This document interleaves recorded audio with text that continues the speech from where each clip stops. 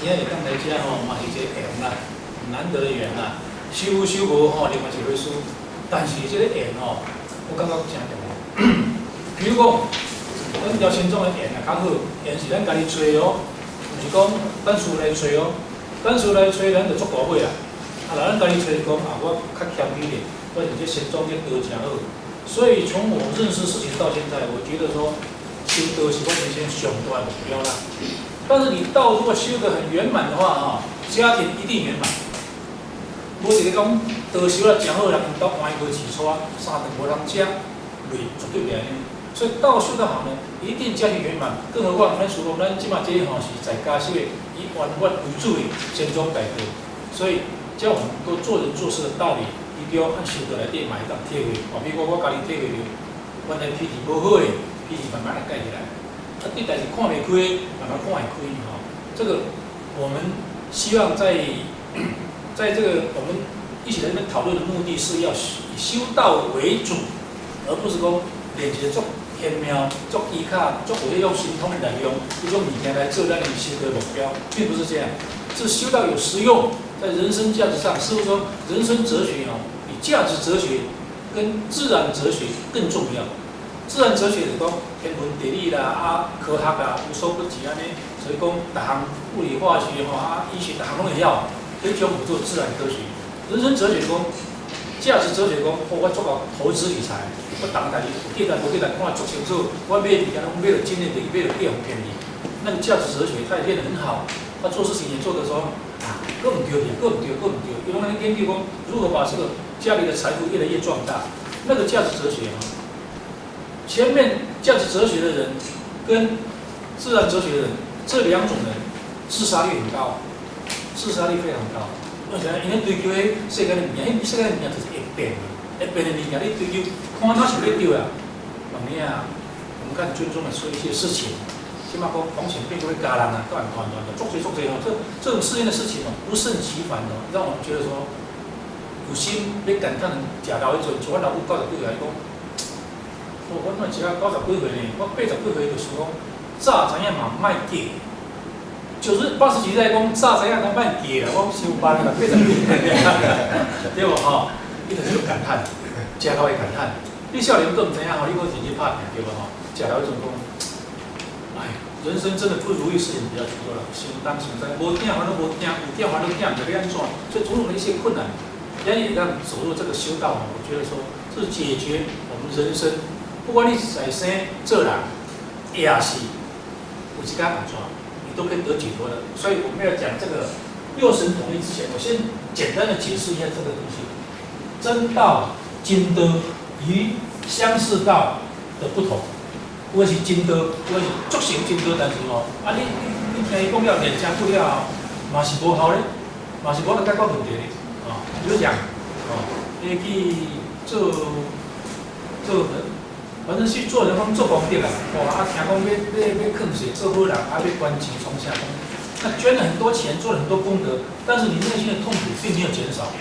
那种相似道不能解决你内心的痛苦，但是会让有些福报，你常常帮助别人。当然，以因果律来讲，就是讲你做好事，当然你有好报啊。所以讲你可怜，较袂比别人懂不懂的，不然有烧去冤家烧命，当然较歹咯。所以说。那种劝人家做好事情，很多也有古时候名人说啊，退一步海阔天空，要这个怎么样那些话它只是相似道，它不是真道。真道不是这样，真道是你自己悟开以后呢，你自己会变化，你自己变化。变化你自己忍耐，你自己看开，你自己自私，你自己无奈，种种物件，自己一直来。因为真道你跟它相应之后呢，它是产生真道的作用嘛。说什么叫真道？真道的我们今天物件就是安尼，你交对抗的人绝对输。我若去换真道，你交对抗绝对你输，因为我真道的人是照真道在行。我若照真道在行，我可以解决很多世间没有必要的无常的那些困扰的话，那我就是一个解脱的人。所以真道是可以让人解脱的。什么是真道呢？什么是真道呢？真道就是永远不变的。简单说，但是有机会的话，我们。可以在下一个月我们会把真道多讲一点。这个月我们偏重讲六神统一，因为上个礼拜六神统一讲了30讲，六神统一讲的不多。六神统一根据师傅在道书里面讲说，以道功来论，那一轮德光来讲，随着六神统一速度快，随着六神统一速度纯，伊的德行较悬。比如讲先拼先去做，先人就传统的先教，先教迄赢，慢教迄就输啊。师讲你也要磨，你也要教磨要剪。你讲我要抄一个猪舌人，磨你变卡来啊，就没有啊。所以六神统一水比较快。因为你六神一统一的话，你就可以用玄。有时呢，一统一你得当用玄啊，用玄就是超乎市场的玄气、玄功看得到的物件伊老用真强。那我们一般人用滚头电棒那是物理力量的啊，一定要靠近你啦，也靠近你药食食嘛，好用玄就是相当起来对这样用。但是咱是安尼比人讲啊。因为六神统一的目的，第一个，它可以用玄。用玄是什么意思呢？就是说，我要吸天地灵气，我可以吸到；我要吸地的灵气，我也吸到。那么吸天地灵气的话，我用我们一般的那个机械的话，没有办法。你要发电机，你不要那用发电机，一定要有一个电位差嘛，是不是？那个你的电动式的力量，你也无出来，你就无咧。用玄是天地灵气，我哋取之不尽，用之不尽。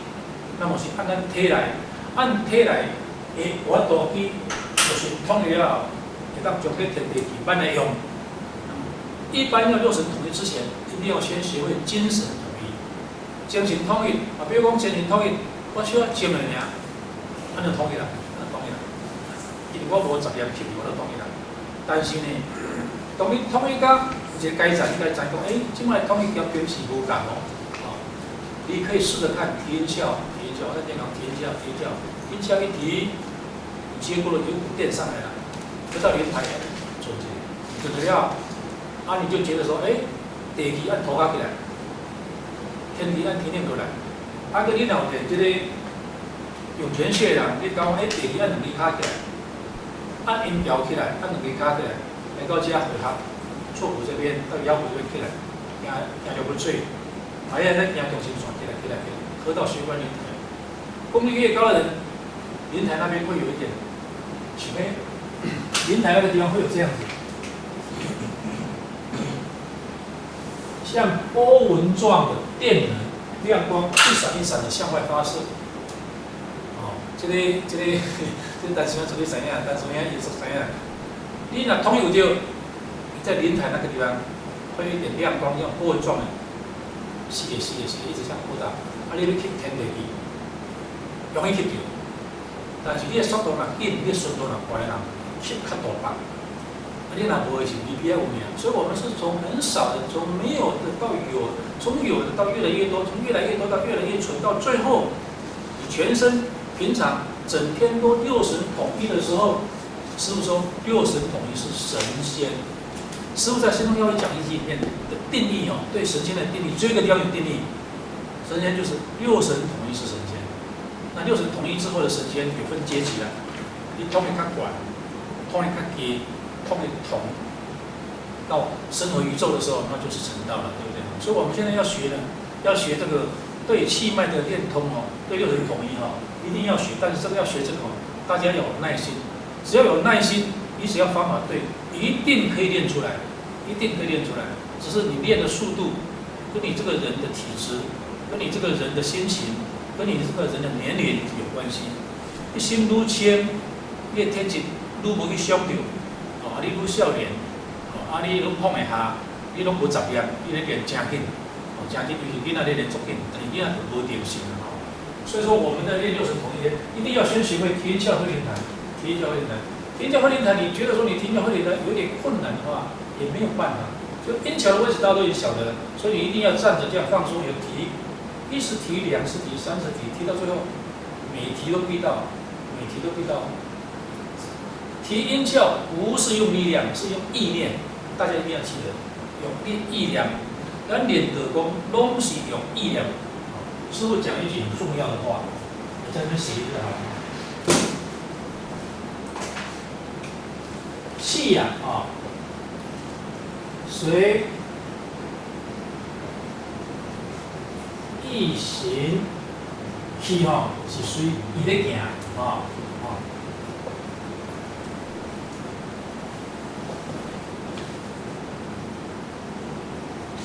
精髓气化。你的气咧行是随着你意念咧行，你意念行，伊气就行。所以讲，你讲我练气，其实咧练意啊。我们练气其实在练意啊。所以你气随意行，那么气意一行，气跟着行的话，这个精髓气化，这就是练精化气，很简单。但是呢，你把它意要轻轻的带动，意念好，轻轻啊，那想一个，想一个，想一个。你当时无代志，你看电视嘛，都讲想，啊，若要想较方便，就讲用透早，还是暗头啊无紧啊，当日头莫想，暗的时阵吼，伊遐外遐蹬下骹，逐日草坡遐，你用意念安尼想。这是对初学的人、较无经验的人，可以用这个方式吼来把先自己引动这个阴气，把它引上来。引上来阴气以后，你发现说，哇，原来引阴气不难，不是我们想象这么难。我会这样讲，是因为有在座的人可能有一些还觉得还不容易，其实很多人都会的，都没问题的哈。所以这个我们以后练功记的，所有的一切绝对只有用意，用意。我们六神统一也是以意，但六神统一呢，它是以灵为统。灵是什么？那你就是大概怎样嘛？啊，灵就是意。道主说，灵就是意，意就是灵。意你的纯度如果够的话，就跟灵一样。所以你变到神仙了，你变到有一天天仙了，你变到说像师父，伊不是在用啥，伊是在用意尔呢。伊是用意吼，在控制其他六神的。咱六神内底若无意吼，拢无效，拢袂行。因为你灵要行，你无意行好势，你袂行。你要率先参天，你意也无行，你嘛是我都行。完成要做完成，一个孙仔完成练了真好。但是伊讲，迄拢是伊咧控制的，讲对啊，因为你的关系偌厉害嘛，伊咧控制，所以我们要了解说，意这个东西是宝贝，哦，啊，咱意哦，愈轻、愈柔、愈微、愈平、平顺、柔细，是我们练意最重要的诀窍。这个大家如果体会的话，你打坐的时候，每一次打坐，你如果起来，你觉得你太累了，就是这一次你做错了。如果你做对，你这个起来一定会比还没做的舒服。为什么？因为你用意用得太重了，用意用得断断续续，没有连贯。我帮你怎样对下去，帮你怎样对下去。所以讲你的意吼无变，所以意没有专意自柔，专气自柔，专气自柔其实是专意的。所以讲我们要了解讲我们意的重要性。所以提教会练台这个功夫，如果大家做会的话，提，像我每天也在提啊。我每天早上去练功的时候，还是有做那个合谷的合谷穴哈，跟涌泉穴，跟慢点提啊，愈慢愈舒服，愈慢愈舒服。你只要一手莲台，家己拢起来。你一手莲台，到后来你练久了，你一手莲台六神就统一。你只要一手莲台六神就统一，因为你练得熟悉了。我们手莲台，我们要六神统一，我们只能手莲台。跟玄关啊，信跟那个灵啊，还有跟神啊，再多加一个可以加了那个胎元啊，其他地方就不要了。意啦、魂啦、魄，我们不能做六神统一的集中点。当然也可以哦，也可以哦。但是我们的练有一个惯性，惯性就是说，你习惯都是把集中的电送在什么地方的时候，习惯它就会自己往那边去。所以说，咱常常把电送到我们的心窍。你很容易出元神。你常常把意念送在灵台玄关，以的灵为统，因为六神啊，只有灵能够统一，只有灵能够指挥。那灵是什么指挥？灵是意在指挥。其实要意变成灵，不是这么简单，需要一段时间。那一段时间如果到了，你就知道说，哦，意跟灵是独一的。这个时候你会觉得说，我把这个听起来大声呀，讲。一个大业业师，不是一个大业，一个业师，我们讲讲关什么呀？嘿，读到炼钢哦，实在是足简单的代志。你讲的足简单，无遐简单的。讲你人苦心听落去，提升是困难。到尾你发现，伊家己会愈来愈简单，愈来愈简单，愈来愈简单，愈来愈简单。所以说这个事情，伊即马我当体会着讲，哦，伊讲的原来就是安尼哦，就是伊练到真纯熟了。伊念头一个当名，伊想要爱啥就当啥的，但是这个是一个原则哦。比如讲，我要点照成绩，啊不会的啦，迄个代志，所以说我们要练六神统一容易，要成为神仙困难。为什么？因为六神统一哈，它是让我们练这个合身体，咱就是在边给它练的哈。大概都是练身体，练到全身没有变，练到又让出完形的那样。因为进几波变开六通，你功夫再好都开不了六通，因为师傅在把关。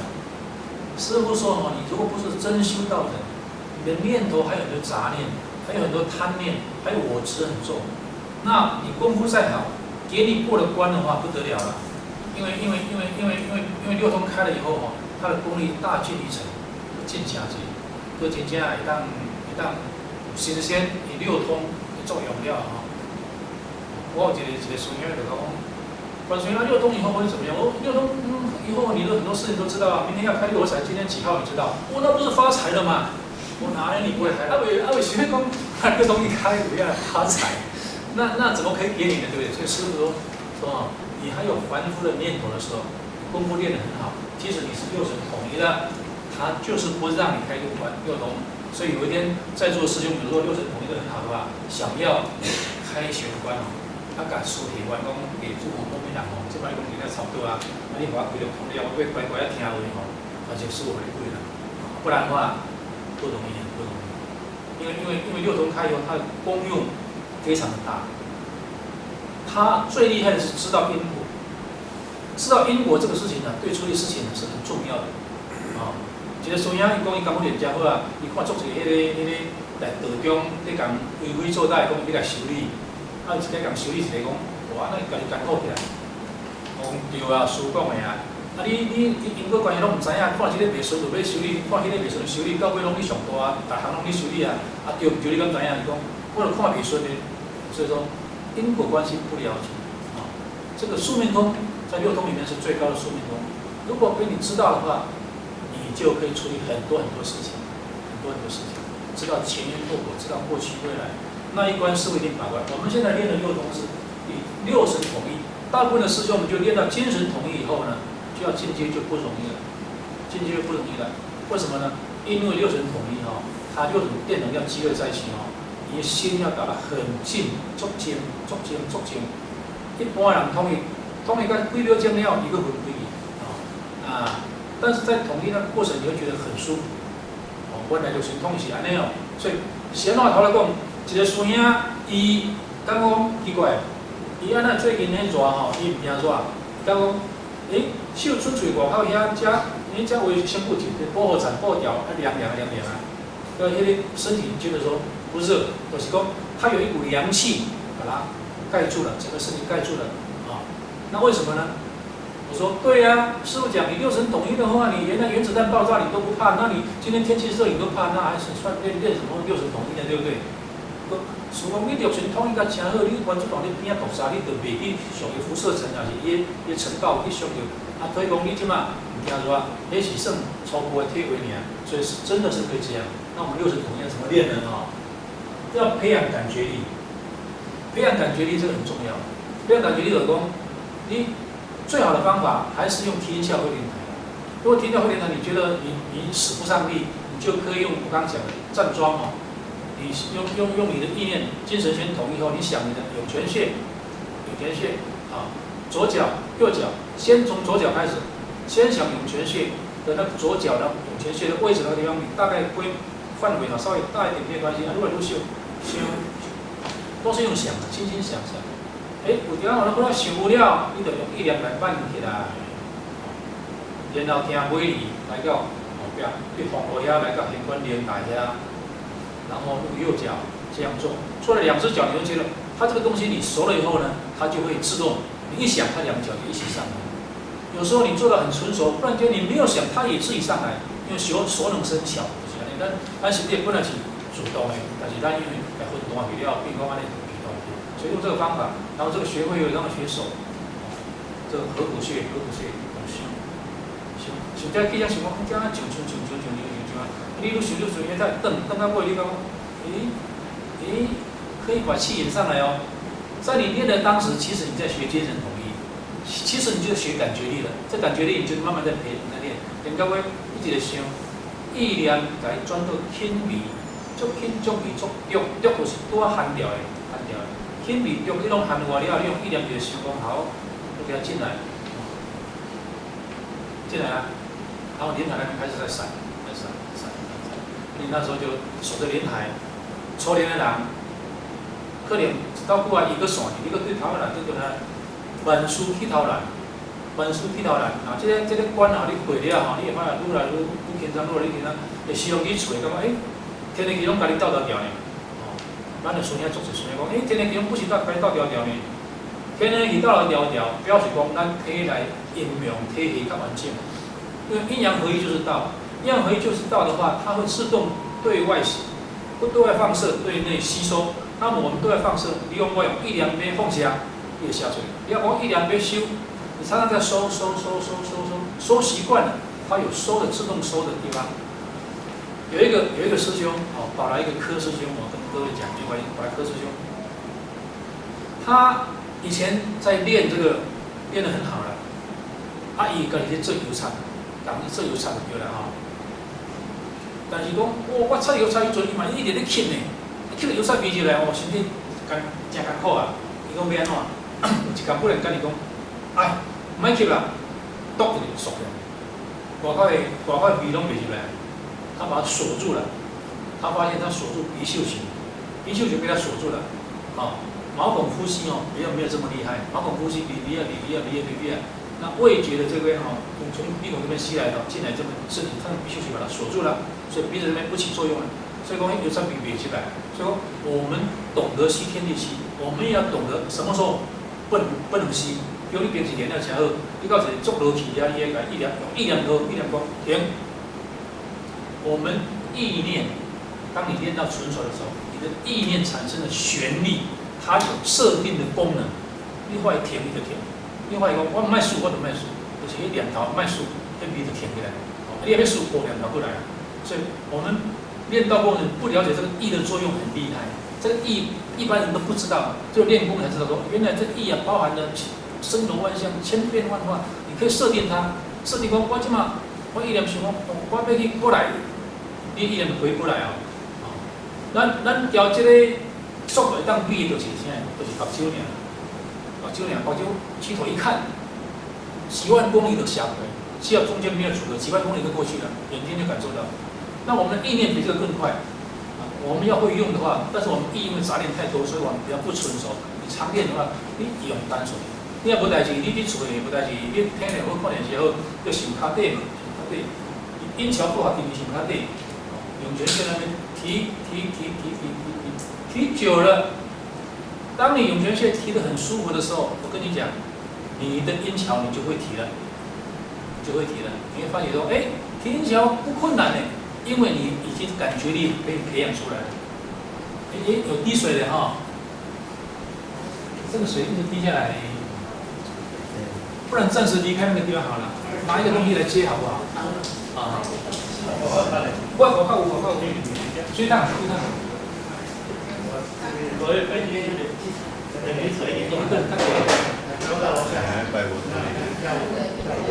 水桶接一下。白水沟比较长。往后比来对它。对吧？可以真的啊！即摆我讲这吼，拢是实验的吼，一定有功效。你做看电视无代志，你想脚底想用意念轻啊想，啊，初你目睭起来想，你想着咯，等到你想着了，以后就会连续，比较容易啦。啊，第一是比较困难，你要想着了，但是这种物件是安尼哦，你愈练愈难，你一段时间无练，伊可以更好。就喜欢假空感官了哈，如果也要因为存在，我们要练到永远存在哦，一定要六通过后，才会你的窍永远是开的。北光我这帮用亏那不亏那就是还没有。所以一开永开只有两个，六通后的关窍一开永开。第二个，你跟真道相应之后，一得永得，不会退掉，绝对不会忘记。你在做梦的时候也不会忘记。我们常常在做梦的时候会考验自己。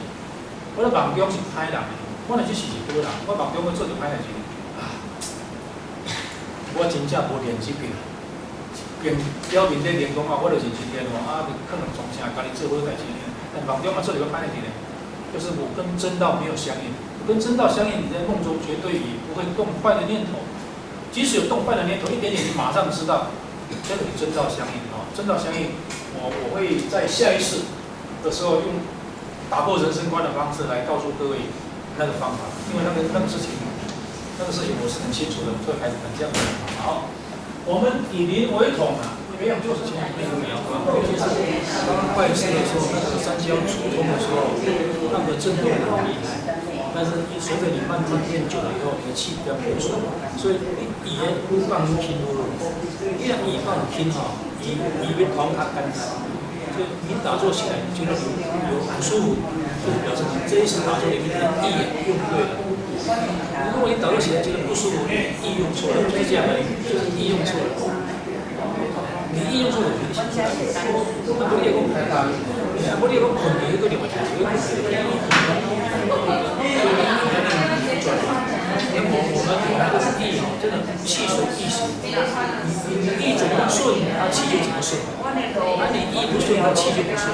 所以气行啊，就是按意来。所以大家注意哦，气随意行，精随气化，啊那个气就化血，血的化回。因为你练精化气，练气就化血，气拿顺哦，才有变化回来。会清啊水呢，你若小心调，将不能胃罐的能量集中完全的出来。但是那是比较慢的，就是说现在你现在还在意念上要点下它，会晃还是一流程。还有轻轻的，不要很快哦，慢慢上去，慢慢下来，然后你手到那水，它有变化，有变化有关系。气血那是无法打算，你叫你叮当哦，你喵，然后你再去看，你用意念轻轻看它，如果它开始有点亮光，开始旋转，你看那个，比如讲用旋转来讲，就你用意念旋转，旋转仙骨里面啊，旋转仙骨也可以的，也可以给它起回来，我都没有讲出来，所以你要先锁仙骨，锁到仙骨有反应。再往进手一点，手到仙骨开始有那个变化，有能量有贡献出来，然后再把它旋转。但是这个时候你一定要精神统一哦，精神统一哦。你拢用你家己电气化的哦，你会掂。因为我就是讲你去不好电出来。你讲用我家己本身的功力去打通你迄款的气脉哦，你会把那个从因厝迄款的阴气吼，拢落伫迄内底，你才无钱通开业，就忝，就这样。所以说这个也要精神统一，很顺的，意很顺的时候，精神就统一了。精神不统一，意是没有顺的。所以它一体，你也要加顺就好。你发现我只要舒服点，只要你觉得舒服的话，就是有气流进来了，那你就开始学。学到越学越出，越学越深。因温馨一呢，愈选愈舒服，就是它阴阳越调和了，阻碍越小的时候，它本身就会吸外面的电能进来。真的。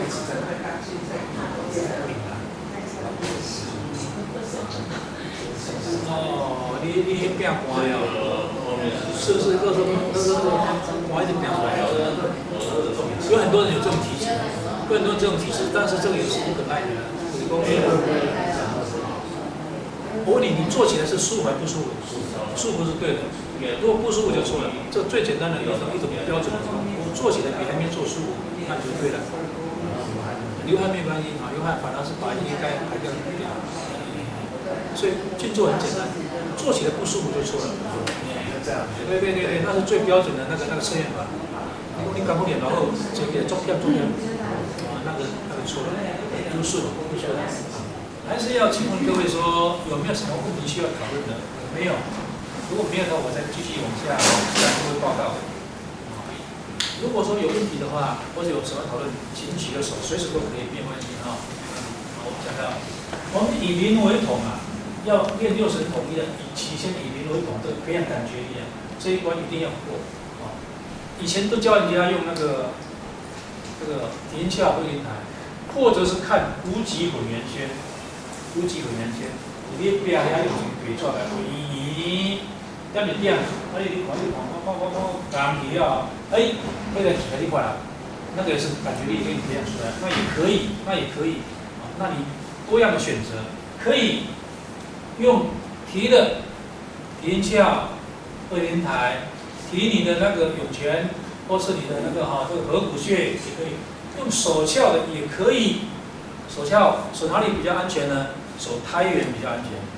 手胎元，如果你手胎元你手的舒服的话，胎元手的舒服的话，当胎元一旦有变化了，感觉力就出来了。其实，当你手任何鞘，一定是轻轻的手，它会产生变化，那就是旋的力量出来了，不是一般的力量，是旋的力量。这旋有层次，有高有低了我们是旋门，我们的旋是由初阶旋，到最后由旋生妙，由妙生奥，奥妙的奥奥的时候就很厉害了。妙还只是能知但是能用不能改，我的改。我的重妙，比如讲，我嚟解真好，咱讲当时迄种代志，你唔通去了。你连他讲，我给你去，我将迄个改图给你掰掉，刚好撸管，那就是旋的力量。那么我们从提的，从手的，从合的也可以合。有的人就是讲我就提一条提无咧无就改变一个看无极混元圈。无极混元圈看讲无咧，不然就早上到公园走的时候，我就走一走，我就站起来。早上师傅说，如果你能早一点起来，到公园那边或者比较干净地方做吐纳，把浊气吐掉，那清气吸上来。几次之后呢，你提音鞘、会连台，或者是你提涌泉会连台都可以。如果这个东西你觉得说你都还有困难，那你可以用合的用什么手还有个手胎元很不错，因为胎元很安全。开始学的人不要学手心鞘，那心鞘你用力也不对而且心鞘这边的磁场它比脑波的磁场强很多倍。现在科学家已经发现说心鞘加心中加一个磁场伊比咱脑波的磁场更强足一倍。所以讲我以前初初拜师时，我手修心条把你缩掉，哇，就难过来。所以不要轻易手心鞘。气不是很顺畅以前，你对这意的控制不是很内行以前，不要轻易手心鞘，尤其是不要鞘中鞘手，鞘中鞘手缩掉。当你发现你在修心条，修到生迄阵，你就知影要注意赶快往后面移，心鞘往后面移，移到六神操纵龟那边，它就化开了。不然的话你心中缩掉有当下可能是不好了我们了解了，因为我们意的用还不够纯熟。合什么呢？真的你也没有办法了，大行拢无播，你用合的看卖啦。我坐伫厝的想啥？想迄昆仑圣境，昆仑圣境那边有画一个那个好像那个宇宙塔那个有没有？画灯那塔，个头前有那个那个多帅宫，那个就是多帅宫的道主住在那里，多帅宫的前面是玄门，就是我们地的灵，地灵你合那一个宇宙塔那一个亮亮的最好合，一合哪里？用灵台合，你就想灵台就是我脑中遐一个灵台搞迄个合啦，你就无代志就讲想，三合四合会互你合着，合着了你发现讲，我有电进来呢，电进来人所以无共因为我们多少有点打坐的基础嘛，你发现哇，电进来你全身有点舒畅，你保持那个状态，你不要动它。意念不可以用太重，你意念太重，你造业。你给它修个差不多了然后接下来做第二功法，这个功法很重要。我们六神要统一先学哪一个呢？要先学灵性合一。你先用那个魂魄合一啦，神力合一效果不大。我们书上告诉我们，六神统一的方法就是叫做六神混元咒。Om Mani Padme Hum，Om 就是灵台，Ma 就心窍，Ni 就是魄，就是咱的阴苗八就是咱的心魄，Mi 就是咱的迄个意窍，Hum 就是咱的玄关性功所以讲，Om Mani Padme Hum 我们学这个，可能很多师傅知道，我还是写一下，有几个人呢。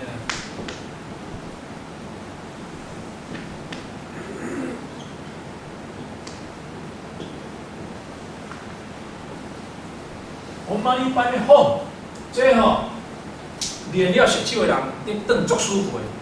我们一般的吼，我那六神窍这样转，很舒服。但是这是你练久了，你已经习惯了，你要点鬼安尼吼，六神给你练，这种是六神合一的初练法啊，这是师父教导正规的方法之一啊。但是你也你安尼，你要安尼改扣安尼，我们一般吼，你会觉得说很舒服，但是你真的要合一在一起，你又没有力量，一个还没丢，不要做啊！你要常常学习灵性合一。灵性合一哈，可以配合刚才那个你手莲台和这个昆仑山的玉虚顶的那个多帅宫那边的玄门必安修，不和下面的塔头必安修学酷然后你在莲台有一段时间经验呢，你跟性就是连来不要饮食了嘛，你这样灵性来回对参对参要顾，不然跟你刚一准灵性合一的。这个灵性合一，跟你练到一种习惯之后呢，它有一个好处，它要提阴窍也比较容易，要从泥丸宫和这个天上的那个比如讲，你要下八位要下那个昆仑山法对，也较简单。你发现讲，奇怪呢，原来就是因为你已经你的意跟你的灵已经合了，你的意已经跟你的灵合了，灵是六神统一的控制的，就是说。灵给它控制六神，你要六神统一呢，你就是要靠那个靠这个灵啊，你没有灵的话怎么办呢？灵是指挥的，那其实灵就是意的，灵都是意的升华了，灵就是意的升华。上天造人的时候很奇怪，我们这个意你看它这样子的，这个意啊，这个意在佛家里面讲着眼耳鼻舌身意啊，眼耳鼻舌身意啊，这个意根如果坏掉。这前面5个通没有用，就是你脑部某一个所在哪歹你你目睭嘛看袂到，没有意根的话，你就没有意识。你那根也意跟你对，那就是连来了，就是灵了。所以这个灵它化成意在世间给我们凡人使用，我们凡人不了解这个心情，我们把意随便用，其实意通天彻地。它的速度比现在的电还要快，也说国强劲，它没有时间跟空间的限制，没有空间，没有时间连时间都没有限制所以真正进入完全六神统一合一，它可以回到过去未来，因为它已经超越时间跟空间那我们在练的过程中，要练六神统一的那个培养感觉里面，同时要兼顾到要灵台玄关。有人讲说，这 Om Mani Padme Hum 这6个字代表的意思是什么呢？有人这样说了，说因为它发的声音呢，Om 的时候会震荡你的灵台 ，Hum 的时候会震荡你的玄关的性，所以你用这2个声波去震荡这2个关窍里面的那个液体对了，灵体啦线。然后利用震动的时候，活化关窍在我们里面的实体，比如灵台、灵体、灵，震动哪些灵？这些灵，Om Om Mani Padme Hum 一个 Hum 就是我们的玄关对不对玄关你用 Om 你这样慢慢这样，或者一个不需要这样也可以，就是说，例如讲灵台。灵台玄关，当你在念这个灵台玄关默念的时候，你的意念老早就知道你在做什么了。就是说，你指的就是灵台跟那个玄关，所以它也有作用，它也会2个会慢慢合在一起。这个这个东西板书一头两个讲很清楚，你们练这功夫提升你脑部相当的有一些耐心没有这么简单。如果练功如果说这么简单的话，那天底下就真的是打龙仙所以不好简单。所以讲，修仙是足困难的，但是嘛足容易。困难是伫头前，用力你后边。所以前面的困难你稳度过去的话，那怎么叫做困难呢？你要把你的专注力排在前面的那个，比如讲人在九重线，第二重线，你应该把时间尽量排出来，讲，我把这个修炼排在我很重要的位置，包括时间包括它空间，我把它排重要。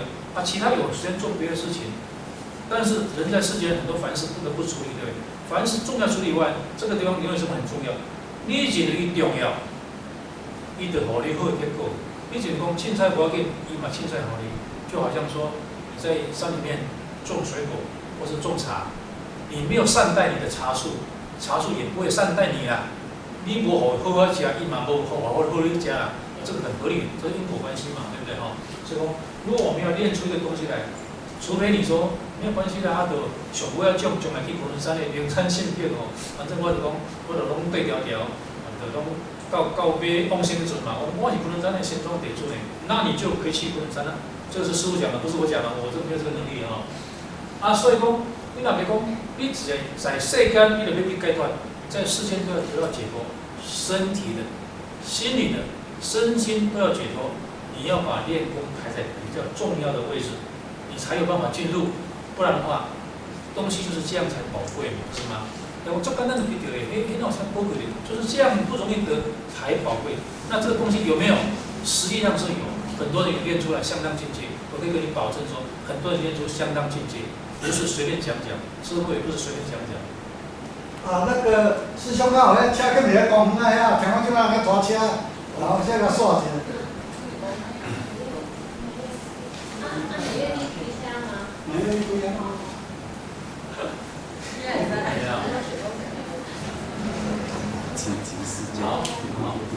所以咱城管总是一个当地解决的问题啊。咱书法点是一定互咱成熟，一个所在，安尼逐岁是足爱去的所在，个连停车真方便的所在。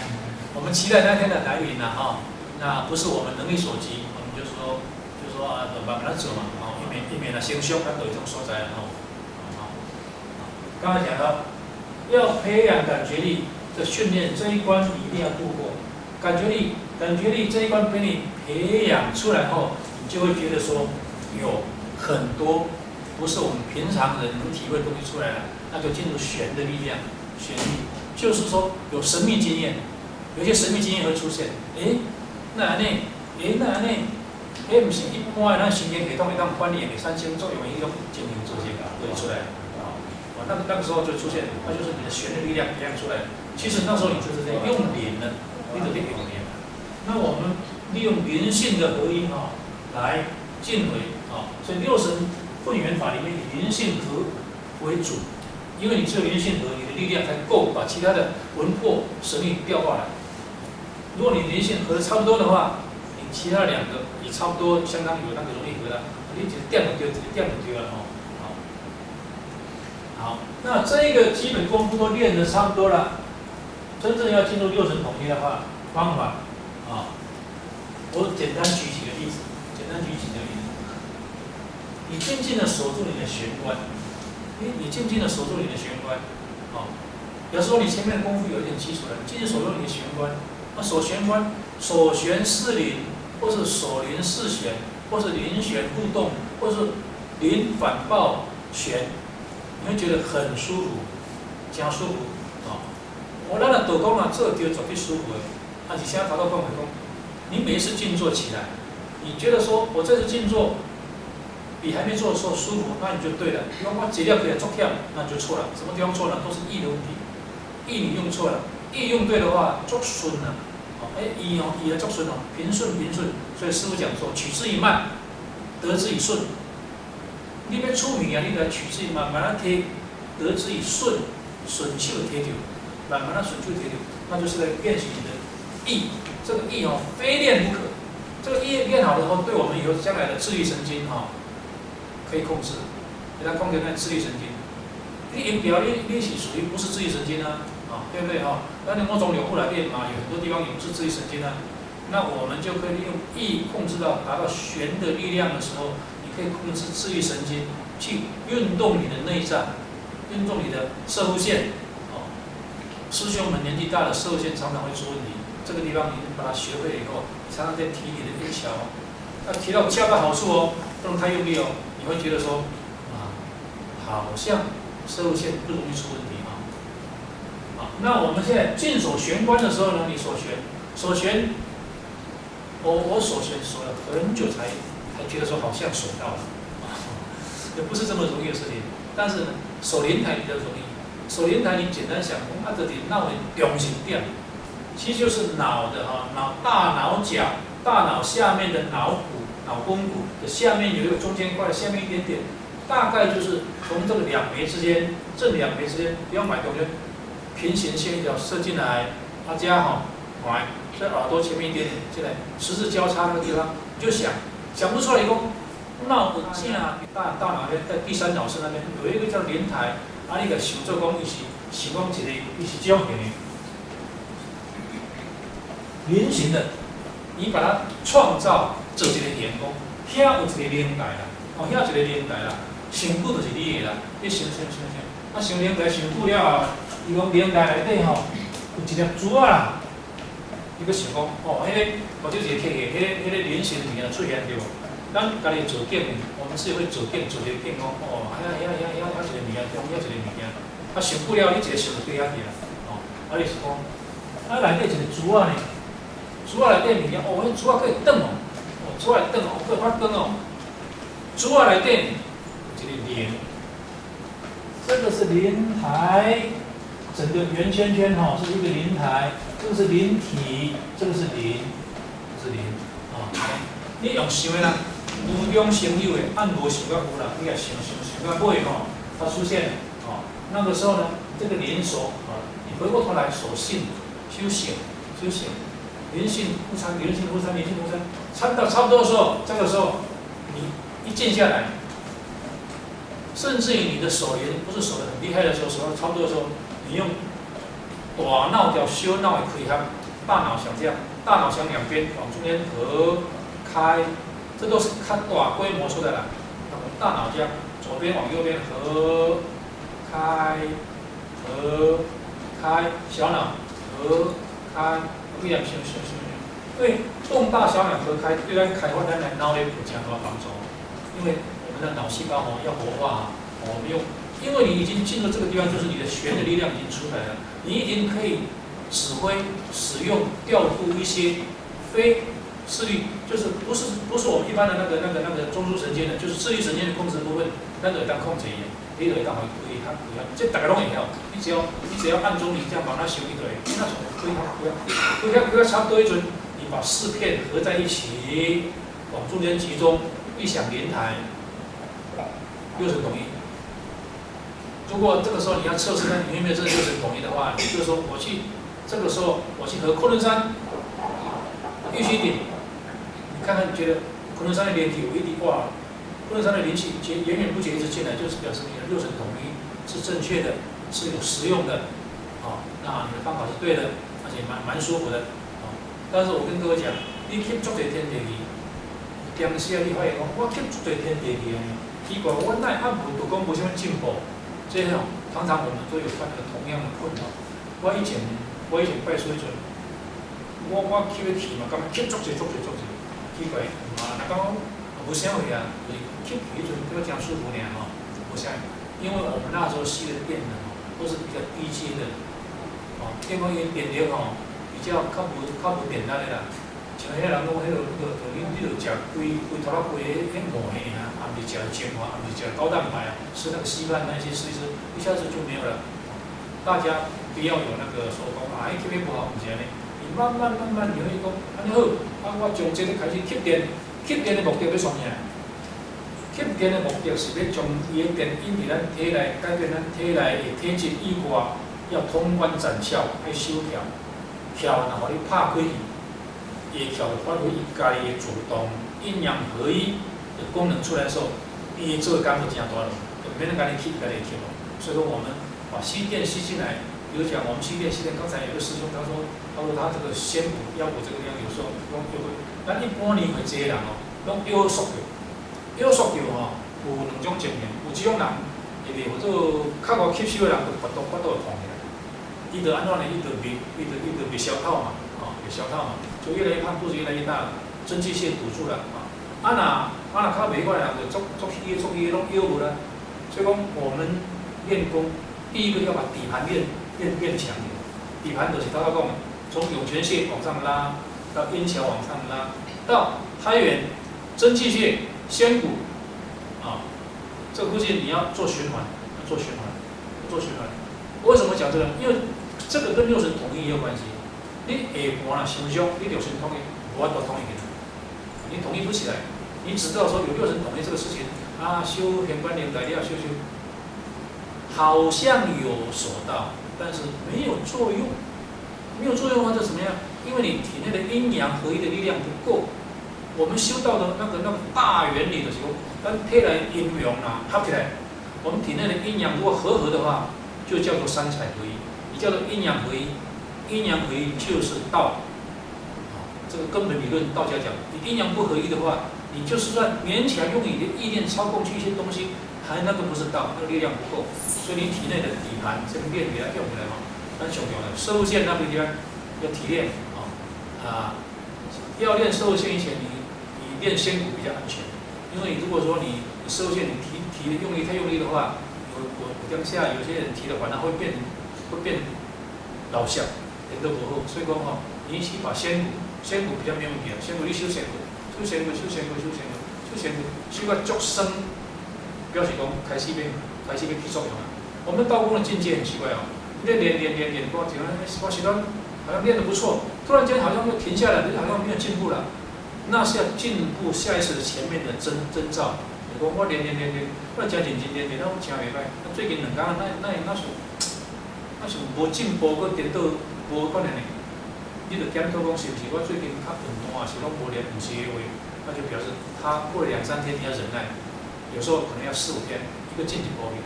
所以他要不断的重复这种进阶休息，要调整我们不了解我们生命里面的那个身体构造的气机的转换是怎么使用，但这个现象就是常发生。师父在道书里也讲到，那当你练很好，到有一段时间好像不进步的时候，那就是准备要进步了意思告诉我们不要放弃这个是实练的人都有这种经验的人，我们要了解所以讲，伫迄时阵，你下盘练起来当中，你先修，修仙骨交尾理是上安全，因为伊遐里面较袂去上啥的。你射线，有些人提射线，对这个意念的使用不是很熟练的时候，提射线提到最后说讲北流了，其实是不会的。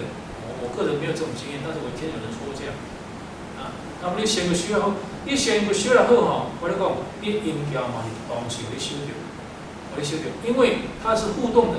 你把这个手好了，那个对方相应的地方，它也会有那个，所以你下次说要提效，你会奇怪呢，我仙骨锁一锁，仙骨比较那个松开了，又叫靠来了，那个提条那就足简单呢，那就是说被你提对了，你仙骨练对了，所以我们练从尾理练，仙骨练仙骨上面真气穴那你仙骨，比如讲这边是仙骨，下骹这个是尾理上来这个是腰骨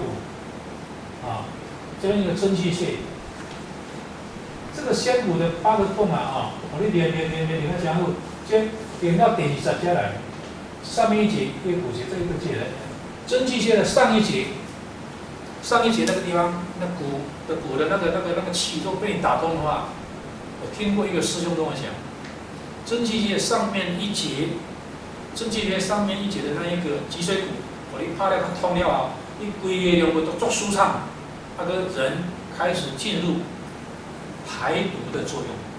咱摕来读书，一直排，伊个亲身体会讲我听讲有这么一个经历过程。因为那师兄所练的，我看是真的，他是实际经历才知道。他说，我们不单是要练仙骨、尾理、真气穴上面那一节关节那地方也给你练通的话，这个脊椎骨要上达这个夹脊预诊、夹脊根连预诊就比较简单了这是他亲身的体验，我从这边提出来这个地方，所以说这个要花比较多的时间带提阴窍或者是在那个提涌泉。或者同时，你这个手这个合谷穴提涌泉穴是比较简单的。提涌泉穴提的时候哈，你提的时候，有时候你坐着也可以提，最好是打赤脚。你提的时候，你觉得说，奇怪，涌泉穴我这么提一提哈，气拢按开就起来呢，加舒服呢。要起对，你跟意念引导也可以，你不要引导它，让它自己上来也可以。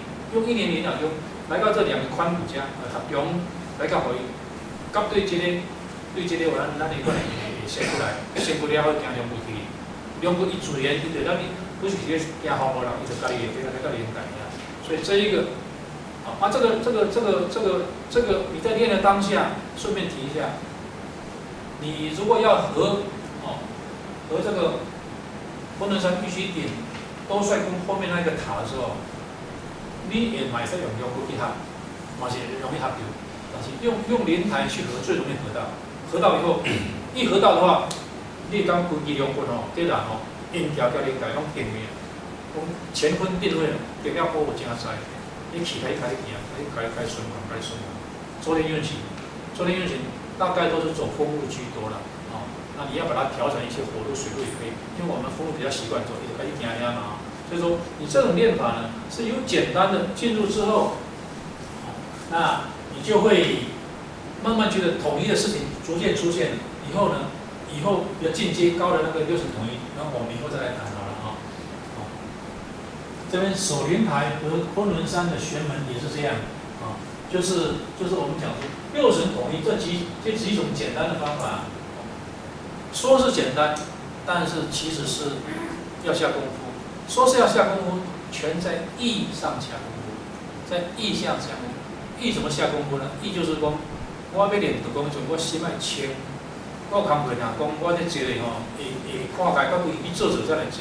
无就讲，我若会当坐，我会当袂去想别项代志，我就无要紧。若无对啊，你千万不可讲，我边坐边想安尼你起来不但练无过较忝，工课也无做，时间浪费，坐伫遐搁咧是加忝，不如你把事情完成再来做。所以练这个意意是修到了至宝。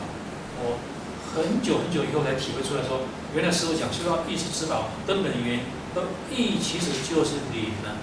这个灵台的灵师父在民国将近大概快要到50年，他才敢把这个灵台的位置定出来，以前都不敢讲所以说，我们练这个六神统一，要学它的次第，灵性要先合。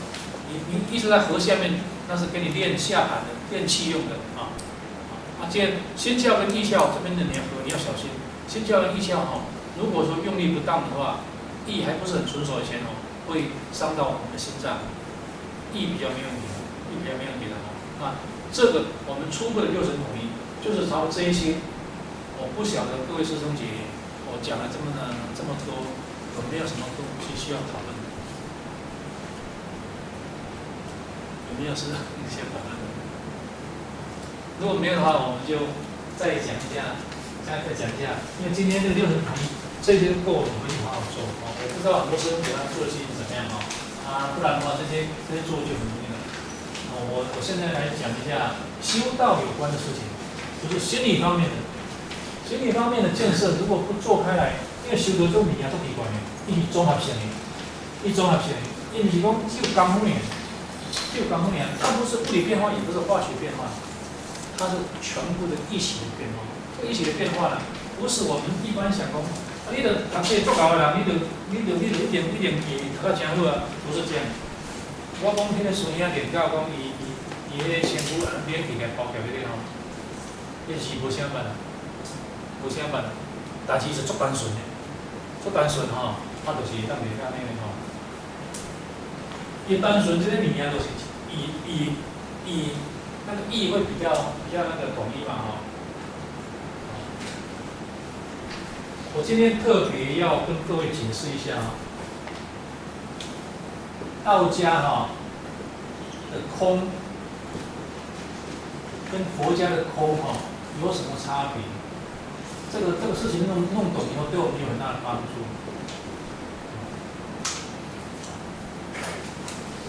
道家空跟佛家的空有什么差别？佛家讲见空成道，见空成佛。你见到空就成道你见到空，你就跟就是成了佛了啊。当然他有深浅的啊，有深浅的。因为佛家把空当作真理在用，道家把空叫做妙有在用，妙有，妙有。就是说，宇宙深厚的道理，宇宙深厚的道理是无中生有，无中生有。所以我们不要有时候被这两个空搞坏了，因为你对这个空如果明白的话，对这个空有很大的帮助。啊，因为我自己花很多时间去研究这个空，就是说，任何一件事情，包括有形的、无形的、对的、错的，或是一切世间的一切，它本来的真相，你不能进修。一个人要打破人生观，一定要对真相了解才打得破，假的真不了，真的就是真的。所以这个空在佛家一再强调，空是什么呢？啊，空它又叫真，啊，又叫真，又叫灭，又叫道。真灭道，见空得道，见真得道，见灭得道。得到了，见道，道就是真理。这个真理啊，我们如果能够了解后，会改变你人生观很多。你就会知道说，哦，这个空这个东西是佛家在用的。空是什么东西呢？空就是说一切事情的事情的一切，不管你是真的假的，有的没有的，或者那物理的、化学的，或者太空科学，或是生物科学，什么东西，它的本质都是。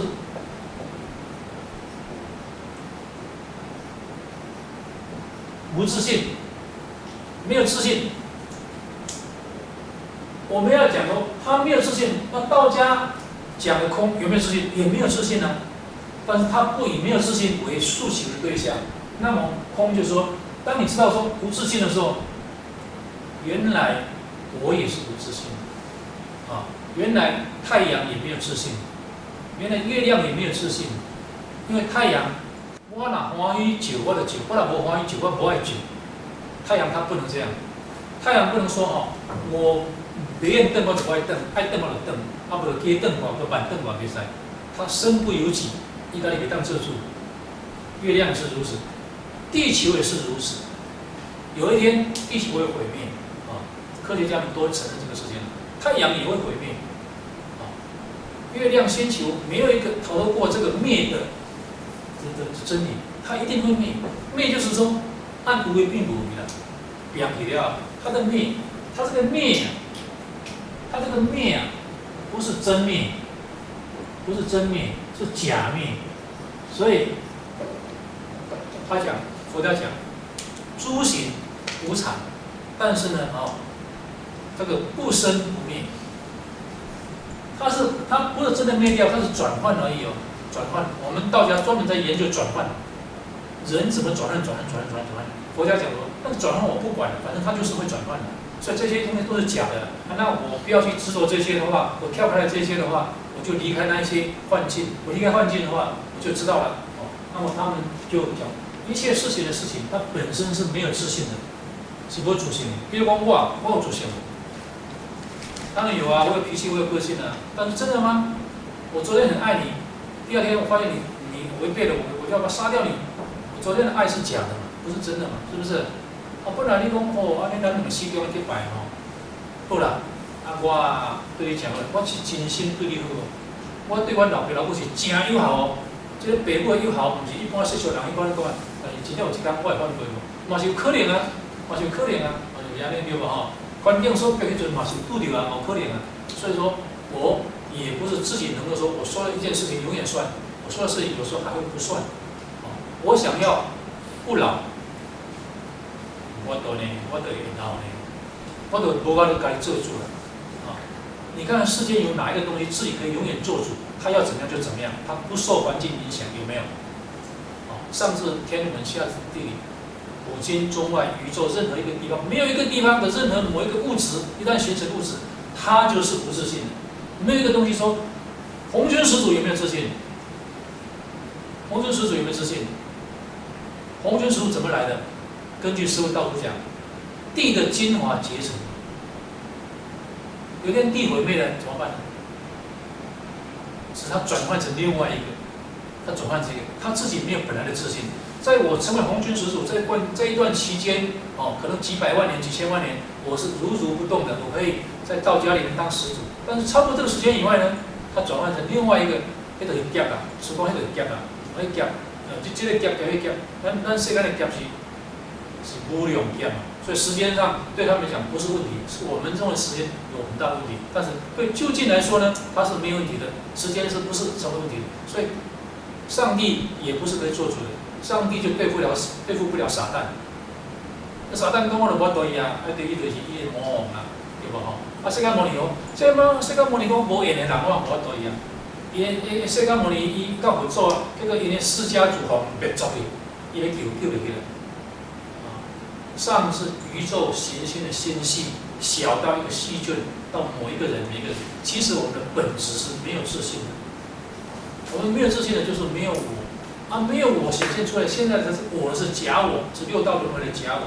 这个假我的受苦如果有一天你发现我嘛是假，假不是无，假是有这是这假物件你想重视伊就无效啊。你要讲原来是无我，原来我是无的呢。我原来是我这个我是假的呢，是无自性。我有一个能量，这个能量在佛家讲就是空，就是法身。在在那个道家讲就是混元一气，所以我的混元一气跟你的混元一气跟师姐的混元一气，大家通通都一样，只是在转换的过程中变化成你的样子，变化成我的样子，在变化的过程有些差别，因为随着因缘在改变。所以佛家讲一切随着因缘改变的改变，这些现象叫做轮回。那你想要脱开轮回的话，你就可以不必随缘转，你不必随缘转。比如说，别人骂你一句话，你心里很生气，你被劲转起来，你有电转你，对不？因为有我嘛。但是有一天你悟出说，原来这个我是假我的呢，不是真我的。这个假我的你没骂我一句一定有因果关系的。这个因果关系也是假象，因为因果毕竟是转换无常的嘛。昨天好了，可能就明天就坏掉了。所以你骂我一句，你一旦证入无我，你就会有感觉到，你不会生气的那个力量出来。我你作气你看我脾气呢，我就对你袂歹大家安尼讲我脾气歹着。就算说你已经跟空相应了，但是刚刚相应的过程有一些习气还没改前，也会有一点点，但是你很快就拉回来。就好像说，当你跟空相应的人，你在晚上睡觉的时候，你都不容易做坏事情。如果有做，也会有一点点，你马上发现不对，慢慢改。那么这个相应之后呢，你的思想就很单纯了，你就会很容易进入静的阶段。你在打坐的时候，杂念不容易生出来，因为你觉得说，都搞一个尖起来呢，因为无我了。无我后，那没有技巧。无我的话，就是本来的道就是这样子嘛，它就是一个能量，一个能量里面，你的能量跟我的能量是一样的，只是在显现的假象里面，你跟我不一样而已。所以在显现假象，你跟我不一样，为了这个正在生气，跟我修道有什么帮助呢？没有帮助了，所以不理你了，不理你。所以你在或者说，你管你，以前我看到很讨厌的人，现在不讨厌了。以前认为这个事情很困难的事情，现在认为没有困难啊，不会困难啊。以前会很怕死，也惊鬼，这个想讲袂惊鬼呢，鬼嘛惊修港尔的他也是混元气所化，只是他现在在这个因缘里面，他成为一个鬼。我跟伊无什么关系，我哪会惊伊？但是你会觉得说，这个时候你会发现，世间最公平的事情就是无自信。绝对无自信的话，因果就很重要了。因为无自信，一切变化是按哪来？随着环境改变而改变。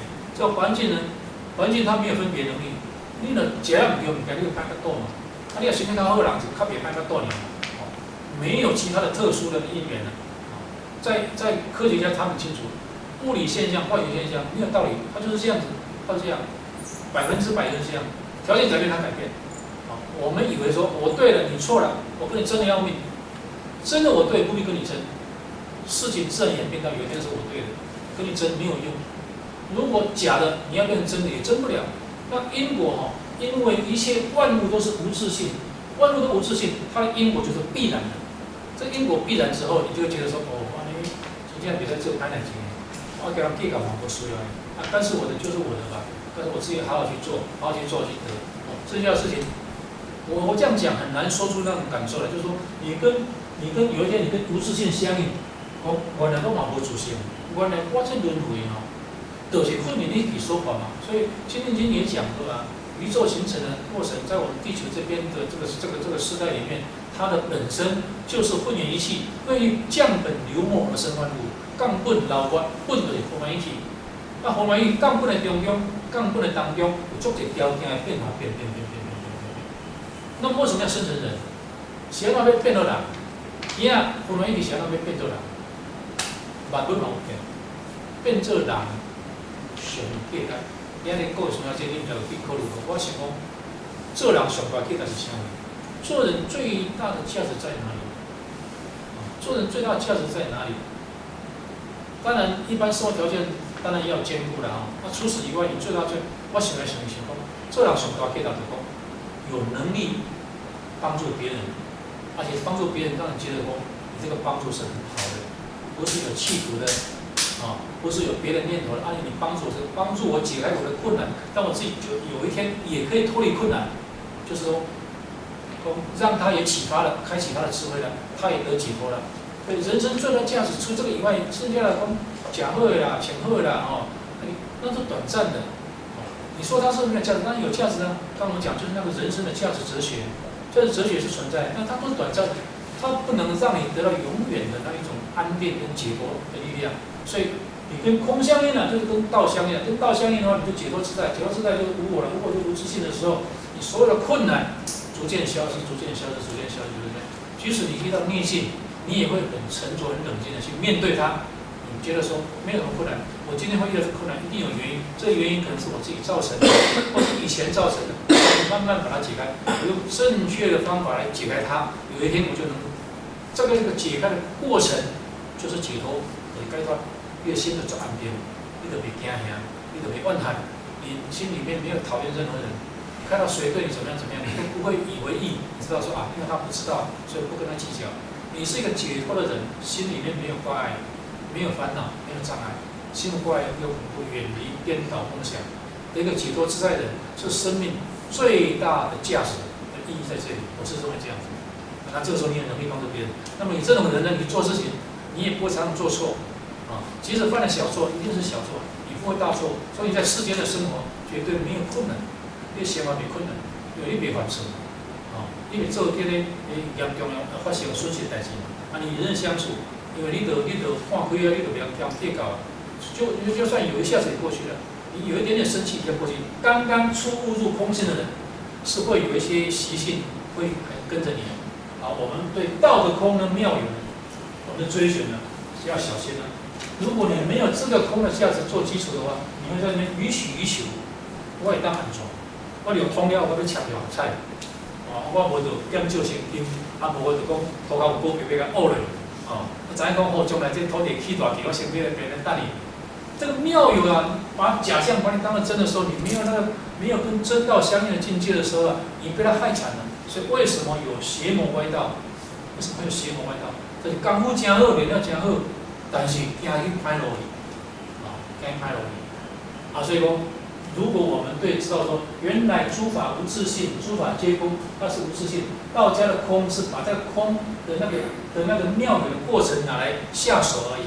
有一天你升合宇宙了，那成了道了，那当然升合宇宙，你还要什么点石成金呢？全世界拢你的，全宇宙拢你的，你用点一个金肯定生活来点嘛，不需要，不需要嘛对不对？那时候你脱开就困扰了。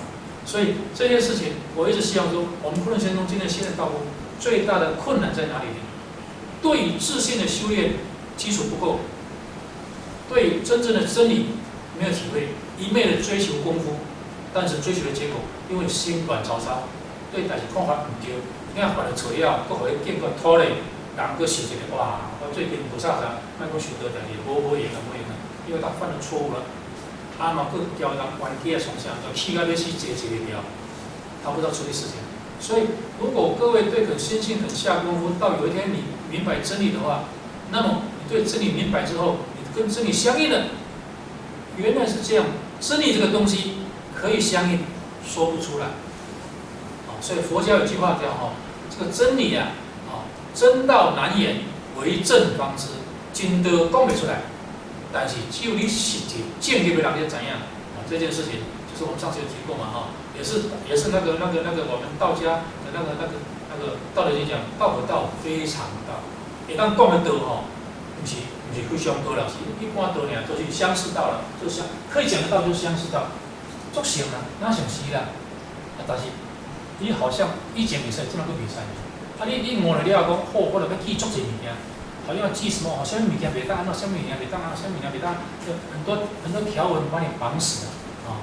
不同的时空用不同的方法，种种一些你靠记忆，那在无常里面打转，你永远在受苦里面。你跟真道相应之后，你不必记，欲得永得。它是按照真理的程序去处理事情，因为你生命的本质起了变化了，你跟真道相应，你跟混元一气相应，你跟混元一气的本质相应。混元一气是什么？混元气就是绝对平等的，没有差别。伊家己无讲，我混元气，甲你混元气无共，你的混元甲伊混元气，我混元气要挂好咧，我袂使用。混元气就是放诸天下，接准那个东西，你跟它相应之后呢，即使你现在是凡人，你在道上相应有份了，你已经得到解脱了，你这一辈子，师父讲就可以脱开轮回。脱开轮回是在你死后。不必再转轮回。我们讲一些简单轮回。轮回就是说分段生死，点谁死，叫这谁死，咱接不起来。点谁意，咱这谁咱不知影。我们的意没办法观点说，我已经来世间转世很多次了，怎么上辈子事情我不晓得，因为你意断了。但有一天你跟真道相应以后，你的意也不会断。你转世以后呢，你还记得上一世的事情，更何况你可以不必转世了。身和宇宙啦，跟宇宙同存。你想要来，你就来；你想不来，你就唔爱来。因为要来有来的目的，有来的作用。不想来的话，就是本来就身和宇宙，就混元一气嘛，是不是？所以那个时候师父讲，这个化成一道金光没有了，那具着成形，那还是道家的用而已。所以在佛家里面，他说我只从最根本练起。那我们把它举作，原来一切物件本身无自性。一切对唔对，拢是咱人为，咱家己做。咱今仔受真济苦，是咱家己做来。别人害我，伊是咱来害伊，所以有因果关系。那么等你体悟这些，你体悟到我是原来是无我。师父说，你一旦悟出无我，师父说悟出无我的话，是真修道的。悟出无我以后，无我是道根子。无我以后，师父简单讲一句话：无我以后就成仙了。成仙成什么仙？成解脱自在仙，而不是神通变化仙。神通变化还得修，神通变化是属于操作、技术性的操作的，不是本质的操作。本质就是说，物质的本质，它的绝对，科学家现在晓得啊，科学家任何物质它绝对本质就是那些极小的粒子去组成的嘛。但极小粒子再往前推呢，说不上来。佛家说那就是法身了，那道家说那就混元一气了，演变成千变万化的这一切。如果你跟它相应的，你知道你虽然现在还是假体在运作，但是你的本质已经被你掌握了。你所做的一切，对不对？自在解脱里面。即使你死了，你也不会畏惧。你死了以后，这个死是假死的，所以不生不灭。道家也是知道这样。道家说你练到神通，你还不行你还要继续练因为你的电能有一天还会随着这个太阳系的银河系的毁灭还会毁灭你要修到跟宇宙同存了，那你就不会。但是你同时跟佛教一起相应的话，这个问题就可以解决了，而且也是受用，你会有这种